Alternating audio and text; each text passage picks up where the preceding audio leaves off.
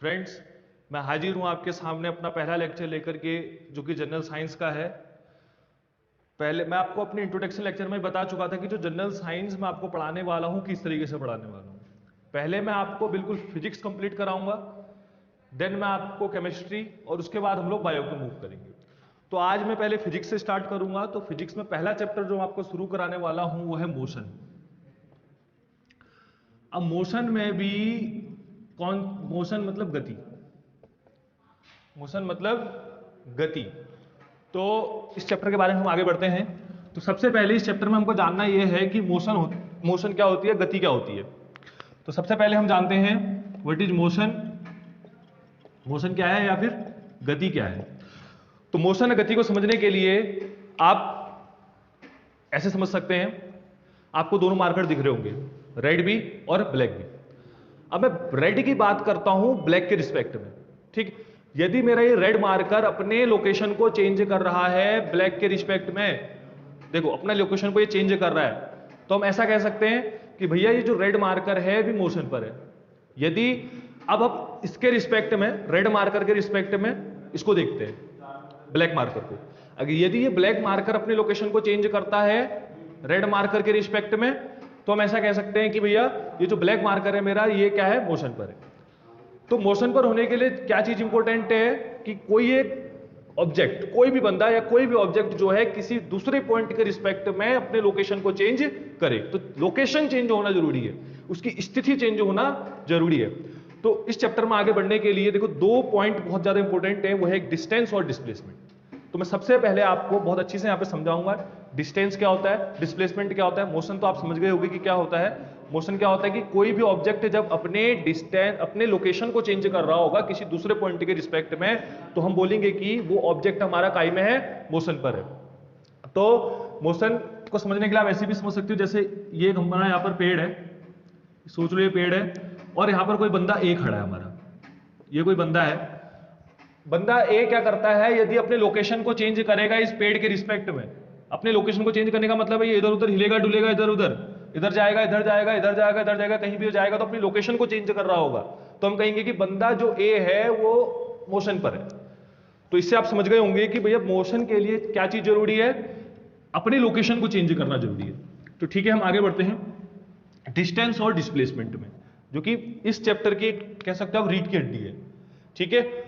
तो सबसे पहले हम बढ़ते हैं डिस्टेंस की बात करते हैं, मतलब दूरी, और फिर हम बात करेंगे डिस्प्लेसमेंट की, मतलब विस्थापन। तो क्या होता है ये, सबसे पहले मैं डिस्टेंस की बात करूं तो डिस्टेंस क्या होता है, total length cover between two point, दो बिंदुओं के बीच में तय की गई कुल लंबाई, वो होती है डिस्टेंस। और डिस्प्लेसमेंट क्या होती है, the shortest distance between two point, दो बिंदुओं के बीच की सबसे छोटी दूरी जो होती है डिस्प्लेसमेंट होती है। इसको आप एक एग्जांपल से समझ सकते हैं, जैसे कि ये पॉइंट ए है और ये पॉइंट बी है। पॉइंट ए से पॉइंट बी तक जाने के लिए हमारे पास सपोज कर लो कि पहला रास्ता ये है, पहला वे ये है जो 20 किलोमीटर का है, सपोज कर लो। अब दूसरा रास्ता बिल्कुल ये है जो भैया 10 किलोमीटर का है, और तीसरा रास्ता हमारे पास ये है जो सपोज कर लो 15 किलोमीटर का है। अब यदि आपसे मैं क्वेश्चन पूछूं कि भैया इसमें डिस्टेंस क्या होगी, तो आपका जवाब आना चाहिए कि ये डिपेंड करता है पाथ पर, कि आप कौन से पाथ से जा रहे हो। यहां पर आपके पास तीन ऑप्शन है, आप ऑप्शन ए से भी जा सकते हो, ऑप्शन बी से भी जा सकते हो, ऑप्शन 3 से भी जा सकते हो। यदि मैं पाथ नंबर फर्स्ट से जाता हूं तो उस स्थिति में मेरा जो डिस्टेंस होगा पाथ नंबर फर्स्ट की टोटल लेंथ होगी जो कि 20 किलोमीटर है। यदि मैं पाथ नंबर 2 से जाता हूं तो वो 10 किलोमीटर होगी, और पाथ नंबर 3 से जाता हूं तो डिस्टेंस कितनी होगी, 15 किलोमीटर होगी। तो हम ऐसा कह सकते हैं कि भैया जो डिस्टेंस है हमारी वो पाथ पर डिपेंड करती है। और जो डिस्प्लेसमेंट की यदि मैं बात करूं तो डिस्प्लेसमेंट क्या होती है, डिस्प्लेसमेंट की डेफिनेशन मैंने आपको बताई थी कि the shortest distance between two point, initial point और फाइनल पॉइंट के बीच की सबसे छोटी दूरी। तो इनिशियल पॉइंट अपना ए है, फाइनल पॉइंट अपना बी है, तो इन दोनों के बीच में सबसे छोटी दूरी पाथ नंबर 2 है। पाथ नंबर क्या है, 2। तो इस केस में भले हमारे पास 3 पाथ थे, लेकिन जो हमारा डिस्प्लेसमेंट होगा वो पाथ नंबर 2 ही होगा, पाथ नंबर 2 ही होगा, क्योंकि वही सबसे छोटी यहां पर क्या है, अपनी लेंथ है 2 पॉइंट के बीच में। तो मैं कुछ पॉइंट आपको बताता हूं, वो पॉइंट आपको डिस्टेंस और डिस्प्लेसमेंट के बीच में डिफरेंस बताएंगे। तो पॉइंट नंबर फर्स्ट इसकी डेफिनेशन ही है। डिस्टेंस की डेफिनेशन क्या बताई मैंने आपको?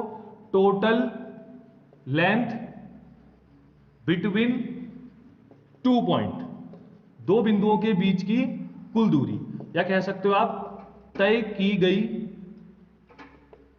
कुल लंबाई। और डिस्प्लेसमेंट पे मैं क्या कह सकता हूं? The shortest distance between 2 point. The shortest distance between 2 point, दो बिंदुओं के बीच की, दो बिंदुओं के बीच की सबसे छोटी जो दूरी होगी वो हमारी क्या कहलाएगी? विस्थापन कहलाएगी। पॉइंट नंबर सेकंड देखिए, it is depend on path. ये पाथ पे डिपेंड करती है, यह पथ पर निर्भर करती है।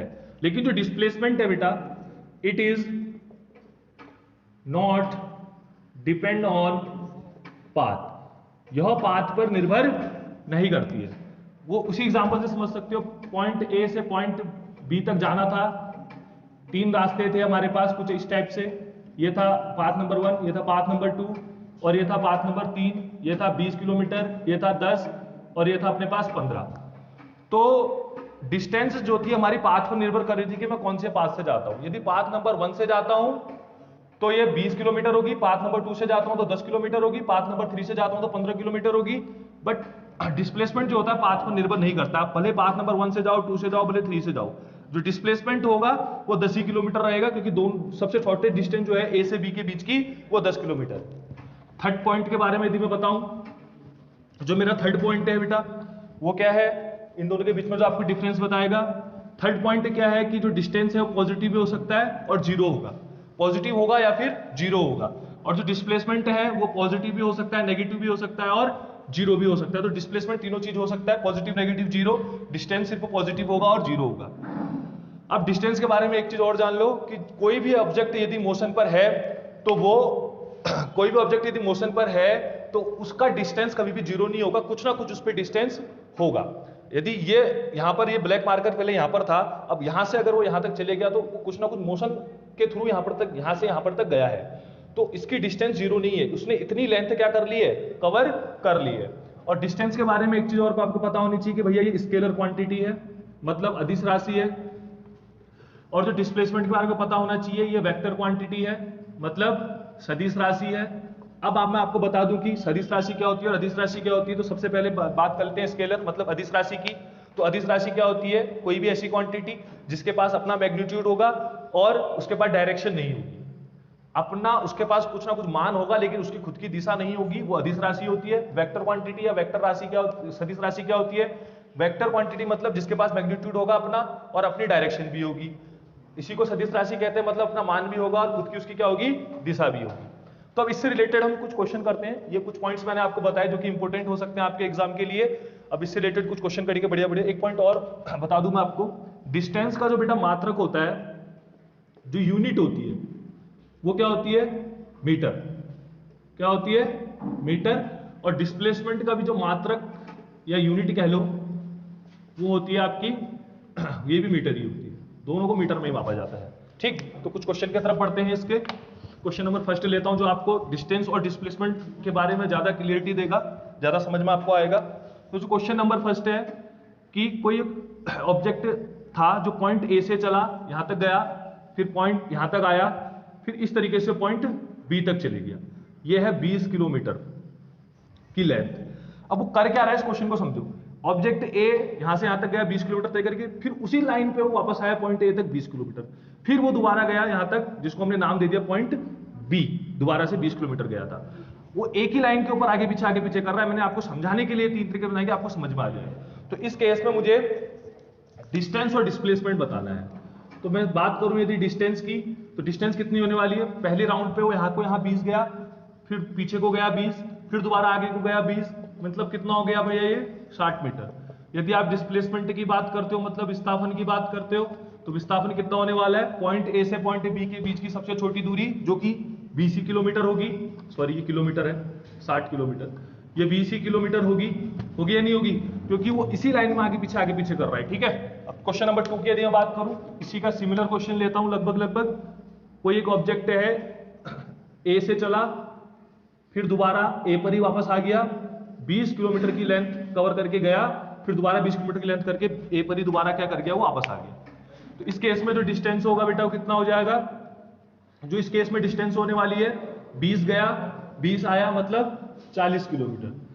और जो डिस्प्लेसमेंट होने वाला है इस केस में, वो पहले 20 गया था लेकिन फिर 20 वो वापस आ गया, मतलब माइनस का 20। इस डायरेक्शन में गया तो उसको प्लस ले लिया, अब उसके अपोजिट डायरेक्शन में जब आप आओगे तो फिर आप डिस्प्लेसमेंट को क्या लोगे, माइनस में लोगे।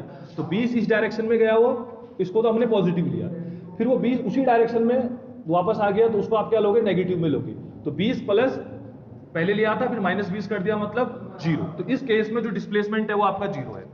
ठीक है, नेक्स्ट क्वेश्चन की तरफ बढ़ते हैं अपने। क्वेश्चन नंबर 3 में ले लेता हूं। क्वेश्चन नंबर 3 अच्छा क्वेश्चन है, इसको ध्यान से देखिएगा। एक सर्कल है जिसकी रेडियस है बेटा r। अब ए पॉइंट, सर्कल के पॉइंट ए से चलता हुआ पॉइंट बी तक आया। अब इस केस में भी मुझे क्या बतानी है, डिस्टेंस बतानी है और डिस्प्लेसमेंट बतानी है। तो यदि मैं डिस्टेंस की बात कर लूं पहले, तो देखो अब वो किसी लाइन पे नहीं चल रहा है, सर्कल पे चल रहा है। ठीक है, और वो सर्कल पॉइंट ए से पॉइंट बी तक आप देखो तो अर्धवृत्त बन रहा है, हाफ सर्कल बन रहा है। तो यहां पर जो उसकी डिस्टेंस होगी वो हाफ सर्कल की पेरीमीटर होगी, अर्धवृत्त का परिमाप होगा, ये ध्यान में रखना है, क्योंकि उसकी जो लेंथ है वो उसके परिमाप के द्वारा ही हमें क्या चलेगी, पता चलेगी। तो मैं अगर अभी इसकी डिस्टेंस की बात करूं तो 2 पाई r बाई 2, क्योंकि हाफ सर्कल का पेरीमीटर चाहिए था हमें, इसलिए डिवाइड बाई 2 कर दिया, ये आ गया हमारा पाई r। अब इस केस में यदि मैं डिस्प्लेसमेंट की बात करूं कि इस केस में डिस्प्लेसमेंट मेरा कितना रहने वाला है, तो आप इसको देख सकते हो भैया, पॉइंट ए से पॉइंट बी को मिला दो तो सबसे शॉर्टेस्ट डिस्टेंस यही है इसकी। तो ये रेडियस है r और ये भी यहां से यहां तक रेडियस है r, तो r प्लस r कितनी हो गई, 2r। तो डिस्प्लेसमेंट कितना हो गया इस केस में, 2r। नेक्स्ट क्वेश्चन की तरफ बढ़ते हैं बेटा अपने। नेक्स्ट क्वेश्चन कुछ इसी टाइप का क्वेश्चन है। क्वेश्चन नंबर 4 है। सर्कल ले लिया हमने फिर से, जिसकी रेडियस है r। एक ऑब्जेक्ट था जो पॉइंट ए से चलता हुआ पूरा चक्कर उसने कंप्लीट कर लिया और पॉइंट बी तक पहुंच गया। एक ही चक्कर लगाया, पॉइंट ए से चलता हुआ पॉइंट ए पर ही क्या हो गया, वापस आ गया। तो इस केस में हमको डिस्टेंस और डिस्प्लेसमेंट दोनों बताना है। तो जो डिस्टेंस रहेगा इस केस में वो कितना रहने वाला है, क्योंकि वो पॉइंट ए से चलता हुआ पॉइंट ए पर ही वापस आया, मतलब वो चलते चलते पूरा सर्कल उसने कवर कर लिया है। तो पूरे सर्कल की, इस बार पूरे सर्कल के पेरीमीटर लेंगे, पूरे वृत्त का हम लोग परिमाप लेने वाले हैं। वही पूरे वृत्त का परिमाप ही इसके डिस्टेंस को बताएगा, जो कि होने वाला है बेटा 2 पाई r, क्योंकि वृत्त का परिमाप कितना होता है, 2 पाई r। यदि मैं डिस्प्लेसमेंट की बात करूं इस केस में, देखो वो पॉइंट ए से चलना शुरू करा ऑब्जेक्ट ने और पॉइंट ए पर ही वापस आ गया, पॉइंट ए से चलता हुआ पॉइंट ए पर ही वापस आ गया, इसीलिए इसका जो डिस्प्लेसमेंट होगा 0 होगा। यदि कोई भी वस्तु, कोई भी ऑब्जेक्ट, कोई भी बंदा जिस पॉइंट से चल रहा है, यदि उसी पॉइंट पे वो वापस आ जाए तो हम कहेंगे कि उसका जो डिस्प्लेसमेंट है वो 0 है। कुछ भी उसका डिस्प्लेसमेंट नहीं होगा, वो जिस पॉइंट से चलना शुरू किया था उसी पॉइंट पे क्या हो गया, वो वापस आ गया। नेक्स्ट क्वेश्चन आपको बताता हूं। नेक्स्ट क्वेश्चन थोड़ा अच्छे लेवल का रहेगा, उसको देखिए। थोड़ा सा क्वेश्चन को, इसी टाइप का क्वेश्चन थोड़ा सा चेंज करते हैं। Question number 4। एक सर्कल ले लिया हमने r रेडियस की, पॉइंट ए से चलता हुआ कोई ऑब्जेक्ट 3 चक्कर कंप्लीट करता है। कितने चक्कर कंप्लीट कर रहा है बेटा, 3 चक्कर कंप्लीट कर रहा है। 3 राउंड वो क्या करता है, कंप्लीट करता है। 3 राउंड कंप्लीट करता है पॉइंट ए से चलता हुआ r रेडियस के सर्कल में।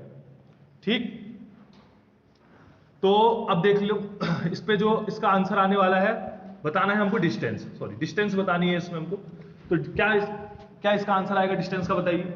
डिस्टेंस का जो इसमें आंसर आने वाला है, आप देखिए, जब बंदा एक चक्कर पूरा कर रहा था तो उस केस में डिस्टेंस कितनी थी सर्कल में, 2 पाई r।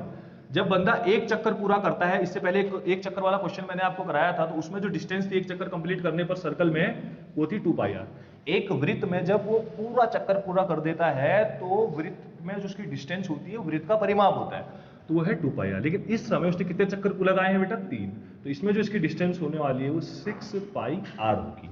ठीक, अगर मैं डिस्प्लेसमेंट की बात करूं तो जो डिस्प्लेसमेंट होगा, देखो डिस्प्लेसमेंट इस केस में भी 0 होने वाला है। क्यों, खुद समझो उस चीज को। वो पॉइंट ए से चला, एक चक्कर लगाया, ओके, एक चक्कर कंप्लीट। अब दूसरा चक्कर शुरू किया, दूसरा चक्कर कंप्लीट, अब उसने तीसरा चक्कर शुरू किया, तीसरा चक्कर कंप्लीट। भैया पॉइंट ए से चलता हुआ पॉइंट ए पर ही तो आया ना वो, इसीलिए उसका डिस्प्लेसमेंट क्या हो गया, 0 हो गया। नेक्स्ट क्वेश्चन की तरफ बढ़ते हैं अपने। क्वेश्चन नंबर नेक्स्ट, एक अच्छा क्वेश्चन ले लेता हूं मैं। एक सर्कल ले लिया जिसकी रेडियस है r, एक सर्कल ले लिया मैंने जिसकी रेडियस है r। पॉइंट ए से चलना शुरू करा ऑब्जेक्ट ने, पॉइंट ए से चलना शुरू करा, ठीक है। और पॉइंट ए से चलते हुए उसने कितने चक्कर लगाए बेटा, 3.5 चक्कर लगाए। 3.5 चक्कर लगाने के बाद हमसे क्वेश्चन पूछ रहा है कि डिस्टेंस बताओ और डिस्प्लेसमेंट बताओ। तो मैं बात कर लेता हूं डिस्टेंस की, ठीक है। जब एक चक्कर लगा रहा था तो डिस्टेंस थी 2πr, पहले वाला क्वेश्चन कर चुके हैं। एक चक्कर वाला डिस्टेंस कितनी आ रही थी, 2πr। जो वृत्त का परिमाप होगा एक चक्कर लगाने के बाद वही उसका डिस्टेंस होगा, ठीक, 2πr। लेकिन अभी चक्कर कितने लगाने हैं, 3.5। कितने राउंड लगाने हैं, 3.5 राउंड लगाने हैं। तो एक चक्कर के लिए जब 2πr है तो 3.5 चक्कर मतलब 3.5 के लिए कितनी डिस्टेंस होने वाली है बेटा, उसकी गुणा कर दो इसको, 7πr। 2πr इंटू 3.5 मतलब 7πr। तो ये इसकी इस केस में डिस्टेंस होगी। और डिस्प्लेसमेंट की यदि मैं बात करता हूं इस केस में यदि मैं डिस्प्लेसमेंट की बात करता हूं तो जो डिस्प्लेसमेंट होने वाली है, देखो एक चक्कर वो लगा रहा है, एक चक्कर कंप्लीट हुआ, अब वो दूसरा चक्कर लगाया, दूसरा चक्कर कंप्लीट हुआ, तीसरा चक्कर लगाया, तीसरा चक्कर कंप्लीट हुआ। अब 3 के बाद आधा और लगाना है, आधा लगाना है मतलब हाफ सर्कल तय करेगा यहां पर तक। इसको अगर ऐसे समझ सकते हो आप, देखो ये 3 चक्कर लगाने के बाद जब तू अपना हाफ चक्कर लगाएगा तो कहीं यहां पर आकर रुकेगा, ठीक। तो यहां पर आकर रुकेगा तो ये इसका फाइनल पॉइंट हो जाएगा, इसको बी मान लेता हूं। तो ए से बी को मिलाने वाली लाइन कौन सी हो जाएगी, ये वाली, जो कि सबसे शॉर्टेस्ट लाइन होगी, ठीक। तो ये कितनी हो जाएगी, ये है रेडियस r, ये भी है अपना रेडियस r। तो इस केस में जो डिस्प्लेसमेंट होने वाला है वो r प्लस r, कितना होने वाला है, 2r होने वाला है, ठीक है।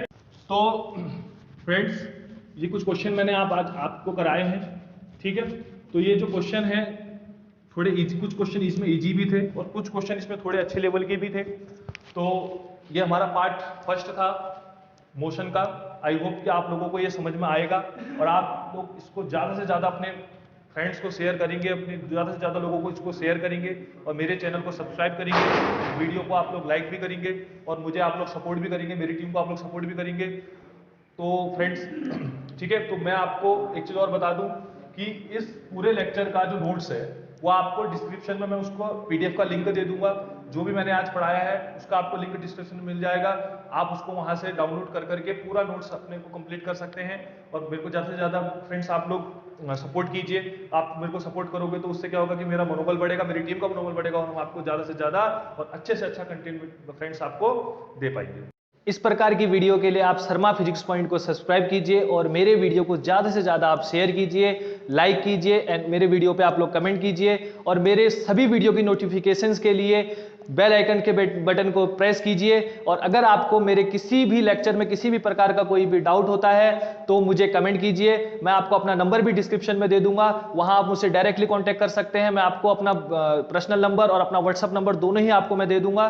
धन्यवाद।